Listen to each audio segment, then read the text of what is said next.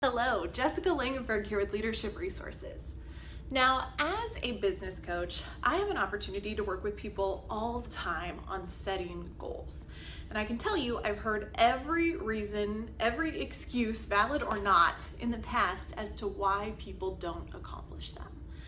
One of the most common things I hear is people falling prey to something called the tyranny of the urgent.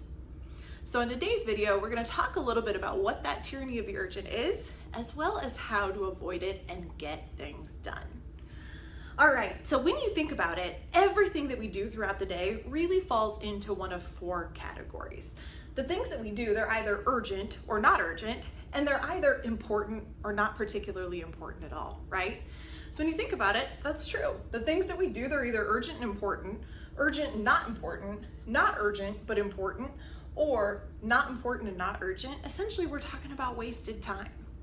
So when you think about those things that you take on in any given day that fall into that urgent and important category, what we're really talking about is our fires. Can't tell you how many times I hear people talk about fires. Been so busy putting out fires. Put one fire out, the next one pops up.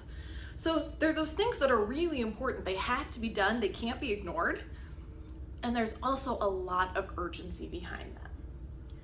Now, some people and even some companies honestly, subconsciously almost choose to live in that firefighting place because it feels so darn good, right? Who doesn't want to be the hero that sweeps in, puts out the fires, saves the day, that go-to person? It feels pretty good and can be pretty darn rewarding.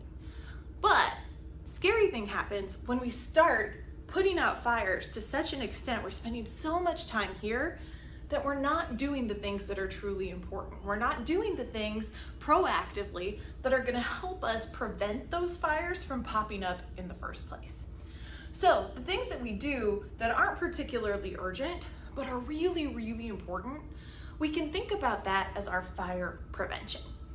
When we're putting out fires, when we're dealing with a live fire, because of that sense of urgency, we're very reactive, we're focused on solving the problem, there's often some heightened emotion involved. Whereas when we're preventing fires, we're able to be proactive, we're able to think more strategically, we're more logical, we're able to make better decisions. A lot of the things that show up here in terms of the tasks that we do, things like planning, things like education, training, coaching, personal and professional development, all of those things that we know when we spend a little time doing them, good things happen, but we aren't able to carve out the time for those important things because we're so busy chasing that tyranny of the urgent. There are also things that are urgent, but not particularly important. Those are our distractions.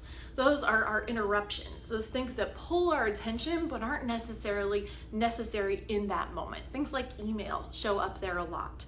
When we spend a lot of time in this area, we feel busy, and we can sometimes mistake busyness for productivity. But if we spend too much time in this quadrant, at the end of the day, we're gonna say, man, was I busy? I got so much accomplished today. I was running. But were we focused on the right things? So when I'm coaching people that are saying, man, I'm busy, but they're not getting the results that they wanna get, one of my first questions to them is, are you busy doing the right things? Super important question to answer if you find that you're not getting to the things that are really important to driving your results. Finally, those things that aren't important and also aren't urgent, that's just our wasted time, right?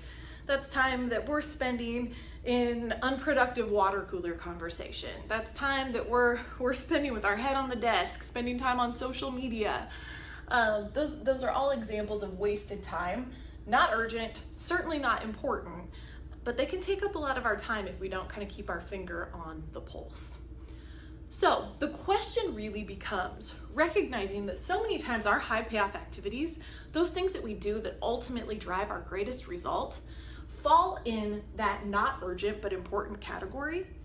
How do we ensure that we're not spending so much time on the things that are urgent, whether they're important or not, that we're never getting around to those things that are ultimately gonna help us to accomplish our goals and get us to where we wanna be? So I've got a couple tips for you. We're gonna share them today, but I'll also encourage you, what are your best practices when it comes to spending time on the important things that are gonna drive your results? How do you ensure that you don't get caught up in that firefighting mode to the extent that you're not able to get those things done? Couple examples. Something that we talk with our clients a lot about is time blocking, right? Once we know what these things are, these proactive things that are going to help us prevent those fires from popping up in the first place, make them a priority by blocking that time on your calendar.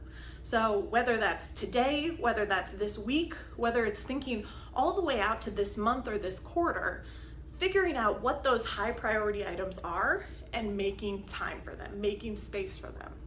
So many times people say, but man, Jessica, my day, it gets so busy. I can't plan like that. I can't plan for things because things are popping up all the time. Those fires are popping up all the time, right?